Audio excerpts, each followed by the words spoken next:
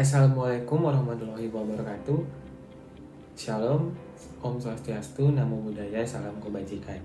Perkenalkan, nama saya Pauline Jeremy dengan NIM 04012823281174 dari kelas D MKDU Pendidikan Dokter Universitas Sriwijaya Angkatan 2023. Pada kesempatan ini saya akan menjelaskan mengenai permasalahan bahasa Indonesia saat ini, khususnya pada generasi muda, apa faktor penyebabnya dan bagaimana cara mengatasinya. Baiklah, sebelum membahas poin-poin mengenai permasalahan bahasa Indonesia saat ini, mari kita pahami terlebih dahulu apa itu permasalahan bahasa Indonesia. Jadi, permasalahan bahasa Indonesia adalah bergesernya penggunaan tata bahasa Indonesia yang benar. Bahasa Indonesia sebagai bahasa nasional memiliki kaidah-kaidah dan pedoman yang berlaku. Pedoman tersebut dibakukan dalam ejaan yang disempurnakan atau melalui kata-kata baku yang dituliskan pada Kamus Besar Bahasa Indonesia. Akan tetapi, masyarakat pada umumnya, khususnya generasi muda dalam kehidupan sehari-hari, seringkali mengabaikan kaidah-kaidah tersebut sehingga terjadilah pergeseran daripada kaidah-kaidah bahasa Indonesia. Beberapa contoh dari pergeseran tersebut akan saya bahas pada poin-poin berikut. Contoh yang pertama adalah kesalahan penggunaan prefiks. Mari kita baca poster berikut. Dijual rumah. Bisa kita perhatikan bahwa terdapat kesalahan penulisan kata, yaitu di dan jual. Pada kalimat tersebut, di adalah sebuah preposisi, yang mana penulisannya harus digabung dengan kata jual, sehingga penulisannya adalah dijual rumah. Selanjutnya adalah kesalahan penggunaan diksi atau pilihan kata. Mari kita baca kalimat berikut. Hati-hati ada upacara agama. Berdasarkan kalimat tersebut, pembaca mungkin memiliki makna ganda. Yang pertama adalah hati-hati sebab sedang dilakukan upacara agama, atau hati-hati karena ada upacara agama yang mungkin menimbulkan keresahan sehingga keberhati-hatian diperlukan. Tentu saja kesalahan penggunaan kata ini haruslah dihindari sehingga para pembaca tidak menimbulkan makna ganda ketika memperhatikan kalimat tersebut. Yang ketiga adalah kesalahan penggunaan kata serapan. Bisa kita lihat pada gambar contoh di bawah, kata fotokopi yang dicetak dengan huruf-huruf F, O, T, O, C, O, P, dan Y. Perlu kita ingat bahwa kata fotokopi sudah termasuk kata serapan dan sudah terdapat pada Kamus Besar Bahasa Indonesia. Sehingga penulisannya perlu dengan kata fotokopi yang disusun oleh huruf-huruf F, O, T, O, K, O, P, dan I. Selanjutnya adalah kesalahan penggunaan kata baku. Mari kita baca kalimat pada poster berikut. Kawasan kampus, kurangi kecepatan kendaraan. Kalimat tersebut tidak tepat, sebab terdapat kata tidak baku, yaitu kendaraan. Masalah seperti ini seringkali terjadi di masyarakat, di mana masyarakat umumnya menganggap bahwa suatu kata adalah benar karena lazim didengar. Sedangkan menurut Kamus Besar Bahasa Indonesia, kata bakunya adalah kendaraan. Baiklah, contoh kesalahan berikutnya adalah kesalahan penggunaan kata tidak baku. Mari kita baca kalimat di bawah.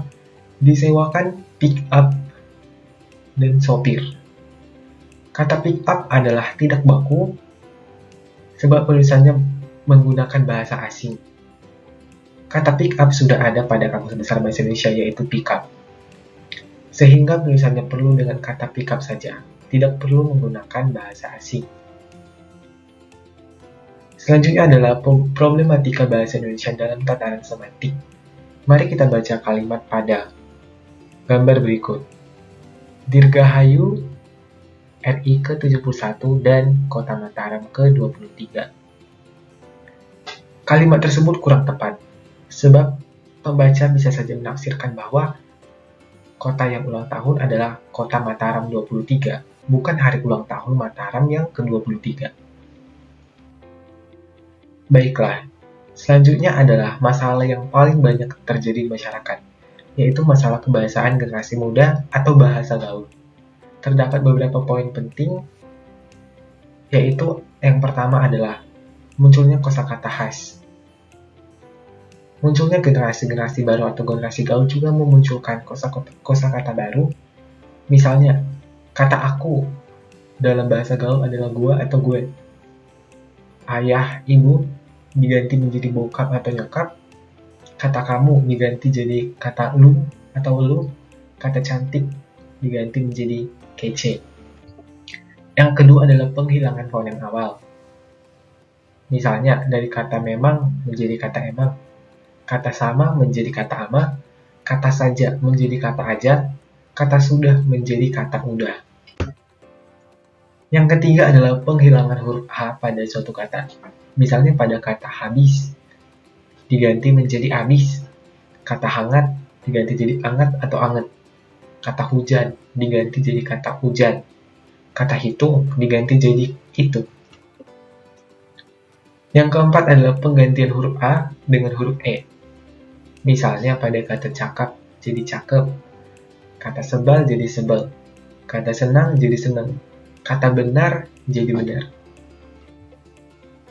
Yang kelima adalah penggantian diftong AU dan AI dengan O dan E. Bisa kita lihat contohnya pada kata-kata berikut, yaitu kata sampai yang diganti menjadi kata sampai, kata capai jadi kata capek, kata kalau jadi kata kalau, dan kata pakai menjadi kata pakai. Selanjutnya adalah pemendekan kata atau kontraksi dari kata atau frasa yang panjang. Misalnya saja pada kata bagaimana disingkat menjadi gimana, kata begini disingkat menjadi gini, kata begitu disingkat menjadi gitu, dan kata ini disingkat menjadi nih pada bahasa gaul. Kira-kira apa saja penyebab permasalahan bahasa Indonesia, khususnya bahasa gaul tersebut? Ada beberapa faktor. Yang pertama adalah kurangnya akses pendidikan. Beberapa masyarakat tidak mendapatkan kesempatan untuk mengakses pendidikan, khususnya di pendidikan formal. Padahal, keberadaan pendidikan formal sangat berperan besar dalam membentuk kepribadian yang memiliki kemampuan bahasa Indonesia yang baik. Selanjutnya adalah pengaruh budaya asing. Masuknya budaya asing melalui arus globalisasi membuat masyarakat menjadi lebih familiar dengan kata-kata asing yang belum dibakukan dalam KBBI. Yang ketiga adalah perbedaan regional. Bahasa gaul pada daerah Jabodetabek tentu saja berbeda dengan bahasa gaul dengan kota-kota lainnya, sehingga menimbulkan perbedaan dalam penggunaan bahasa. Selanjutnya adalah media sosial dan komunikasi digital. Tidak bisa kita pungkiri bahwa besarnya arus komunikasi melalui aplikasi media sosial dan komunikasi digital sangat mempengaruhi kemampuan kita dalam menggunakan bahasa yang baik. Apa yang kita baca dan apa yang kita sampaikan dalam media sosial akan menjadi kebiasaan kita sehari-hari. Salah satunya adalah kebiasaan menggunakan bahasa tidak baku. Yang selanjutnya adalah kurangnya kesadaran akan pentingnya pemeliharaan bahasa. Terdapat beberapa lapisan masyarakat yang menyadari bahwa kebiasaan berbahasa yang ia lakukan bukanlah kebiasaan berbahasa Indonesia yang baik dan benar. Akan tetapi, karena kurangnya kesadaran, kebiasaan tersebut dilanjutkan dalam kehidupan sehari-hari. Oleh karena itu, diperlukan solusi dalam menghadapi permasalahan bahasa Indonesia saat ini. Berikut adalah solusinya. Yang pertama adalah peningkatan pendidikan bahasa. Sekolah formal dan non-formal memiliki peran yang sangat penting dalam peningkatan pendidikan bahasa. Pendidikan bahasa bisa didapatkan melalui pendidikan formal sejak jenjang TK hingga perguruan tinggi, serta pendidikan non-formal bisa didapat melalui jam di luar sekolah. Selanjutnya adalah kampanye kesadaran bahasa. Kampanye kesadaran bahasa bisa dilakukan melalui mengikuti kegiatan-kegiatan lomba bahasa, lomba pidato, atau mengikuti dan merayakan Hari Bulan Bahasa. Selanjutnya adalah pengembangan kamus dan referensi. Bahasa-bahasa asing yang kerap kali digunakan oleh masyarakat sebaiknya segera diserap menjadi kata baku, sehingga penggunaannya dalam kehidupan sehari-hari adalah benar. Yang terakhir adalah kerjasama antar instansi dan media. Seperti yang sudah saya jelaskan sebelumnya, Media berperan besar dalam memberikan arus informasi. Oleh karena itu, jika kita bekerja sama dengan media dan instansi untuk memberitahu arus informasi mengenai kebahasaan bahasa Indonesia yang benar, maka masyarakat akan dapat lebih mudah untuk beradaptasi dengan menggunakan bahasa Indonesia yang baik dan benar. Sekian presentasi dari saya. Apabila ada kesalahan kata atau ucapan, saya ucapkan mohon maaf. Terima kasih.